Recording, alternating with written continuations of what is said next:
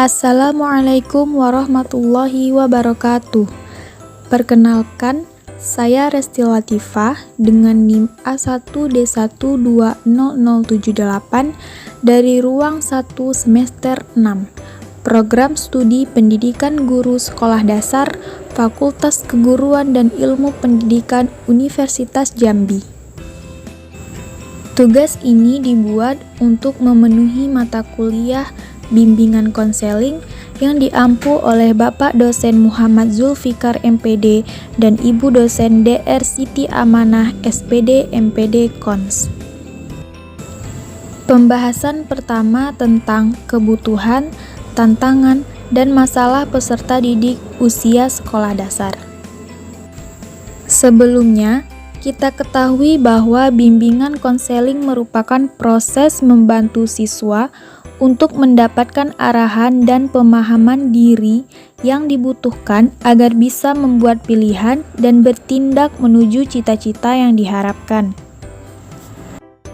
Nah, sedangkan peserta didik itu sendiri adalah bahan mentah dalam proses transformasi dan internalisasi, menepati posisi yang sangat penting untuk melihat signifikasinya dalam menemukan keberhasilan sebuah proses.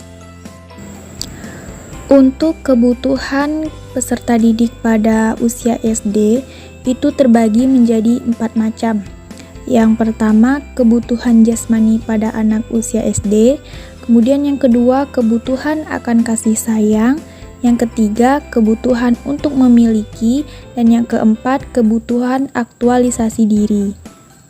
Kebutuhan jasmaniah pada anak usia sekolah dasar itu sesuai dengan perkembangan fisik yang bersifat individual. Pada masa tumbuh kembang tersebut, kebutuhan anak akan bervariasi, misalnya seperti porsi makan yang meningkat dan juga membutuhkan makanan yang bergizi agar perkembangan fisik dan intelektualnya tak terhambat. Untuk kebutuhan akan kasih sayang, anak usia SD, terutama yang sudah duduk di kelas besar SD, sudah ingin memiliki teman-teman tetap. Nah, perkembangan tersebut sejalan dengan kebutuhan untuk disayangi dan menyayangi teman, dan tidak hanya terhadap teman, tapi juga terhadap benda. Nah, pada anak-anak yang duduk di kelas tinggi seperti kelas 4, 5, atau 6, itu sudah mulai masuk pada masa bersosialisasi dan meninggalkan keakuannya hingga dapat menerima orang tua dan guru sebagai suatu yang wajar, hingga mulai membutuhkan perlakuan yang objektif dari orang memegang otoritas. Nah, pada masa ini, mereka sensitif dan mudah mengenali sikap pilih kasih dan ketidakadilan, sehingga guru dan orang tua harus bertindak bijaksana dan proporsional dalam memutuskan suatu tindakan. Kemudian, kebutuhan untuk memiliki. Nah, pada masa usia di kelas rendah sekolah dasar, anak-anak sudah mulai meninggalkan dirinya sebagai pusat perhatian. Namun, anak-anak kelas rendah di sekolah dasar masih suka memuji diri sendiri dan membandingkan dirinya dengan teman, sehingga kebutuhan untuk memiliki dan dimiliki masih dominan. Namun, pada masa ini, anak masih menggantungkan dirinya kepada orang yang dirasa mempunyai keunggulan dan kekuatan bila berada di dalam kelompoknya, atau bergantung pada pemegang otoritas yang disenangi seperti guru di kelas. Kemudian kebutuhan aktualisasi diri. Kebutuhan ini mulai dominan pada anak-anak usia tinggi di sekolah dasar, di mana anak mulai ingin merealisasikan potensi-potensi yang dimilikinya, sehingga anak berusaha memenuhi kebutuhan dengan sikap bersaing atau berusaha mewujudkan keinginannya. Salah satu kebutuhan yang terkait dengan kebutuhan aktualisasi diri adalah kebutuhan berprestasi atau need for achievement. Hingga dapat disimpulkan, kebutuhan-kebutuhan yang berbeda dapat saling mengisi terhadap setiap masing-masing anak dan sejalan dengan perbedaan perkembangan mereka. Kemudian, apa tantangan peserta didik usia sekolah dasar? Nah, untuk tantangan yang dihadapi siswa sekolah dasar itu sangat berat. Misalnya masalah dalam perkembangan fisik serta yang dihadapi pada lingkungan sekolah, keluarga, dan sosial, serta setiap siswa memiliki karakter yang berbeda-beda dalam perkembangan. Masalah yang sering terjadi pada peserta didik usia sekolah dasar itu terbagi menjadi 6, yaitu yang pertama masalah perkembangan jasmani dan kesehatan, yang kedua masalah keluarga, yang ketiga masalah psikologis, yang keempat masalah sosial, yang kelima masalah kesulitan dalam belajar, dan yang keenam masalah motivasi. Pembahasan yang kedua yaitu perkembangan fisik, emosi, kognitif, sosial, dan moral peserta didik usia sekolah dasar.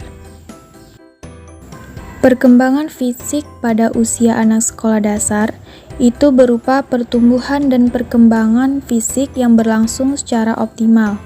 Nah, perkembangan fisik mencakup aspek-aspek tinggi dan berat badan, proporsi dan bentuk tubuh, otak, dan perkembangan motorik.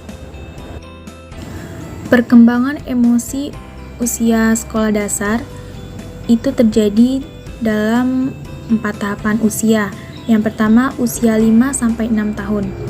Nah, sebagian anak masuk sekolah dasar di usia 6 tahun. Di usia ini, bermain bersama teman sebaya menjadi hal yang sangat menyenangkan baginya. Untuk itu, jangan memperlakukannya seperti bayi lagi. Di usia ini, si kecil sudah bisa mengikuti peraturan dan perintah sederhana. Kemudian yang kedua, usia 7-8 tahun. Ini usia umum anak duduk di kelas 1 dan 2 SD. Pada masa ini, anak makin memahami arti pertemanan dan mulai memiliki teman akrab atau sahabat. Ia akan belajar mengatasi masalah yang lebih rumit. Rasa tanggung jawabnya pun makin berkembang. Alih-alih memanjakan dan mengurus segala keperluannya dari A sampai Z, berikanlah si anak kepercayaan untuk melakukan pekerjaan rumah tangga sederhana, misalnya merapikan kamar, serta menyiapkan buku dan seragam sendiri. Ini akan melatihnya untuk lebih mandiri dan bertanggung jawab. Kemudian, usia 9-10 tahun. Nah, usia ini biasanya anak duduk di kelas 3 dan 4.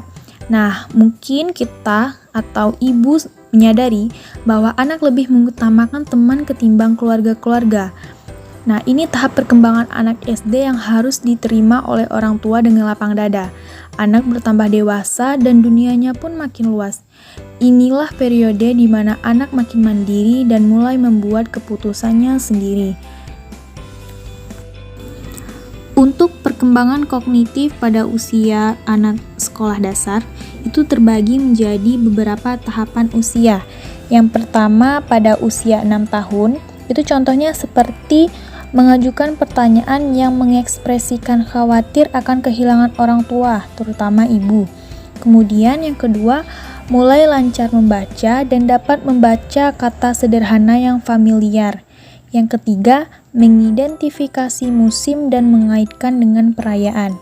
Kemudian, tahap perkembangan kognitif di usia 7 tahun.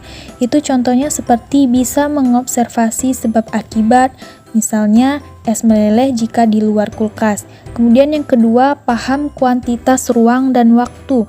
Misal, 1 tahun waktu yang lama dan 100 km jarak yang jauh.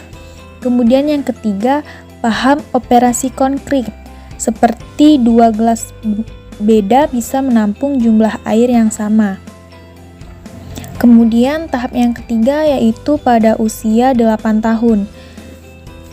Nah, contohnya seperti paham konservasi, seperti 2 wadah beda bisa ditampung jumlah air yang sama. Kemudian yang kedua, senang koleksi dan negosiasi untuk saling tukar barang. Yang ketiga, senang bekerja mandiri, sibuk buat rencana dan daftar pekerjaan. Kemudian tahap perkembangan kognitif di usia 9-10 tahun. Contohnya, mampu analisis bacaan berdasarkan pengalaman dan logika.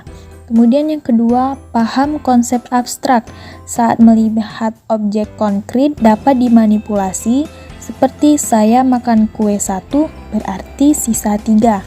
Kemudian yang ketiga, makin paham konsep waktu, isi, berat, jarak dalam berbagai situasi baru.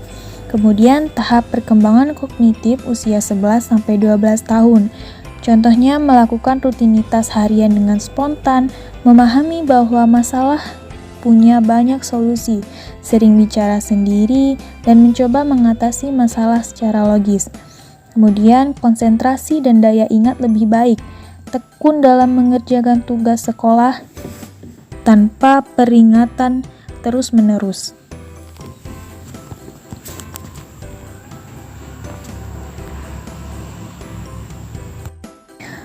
Sosio-emosional pada anak sekolah dasar, perkembangan sosialnya sudah mulai bisa berkompetensi dengan teman sebaya, mempunyai sahabat, telah mampu mandiri dan berbagi.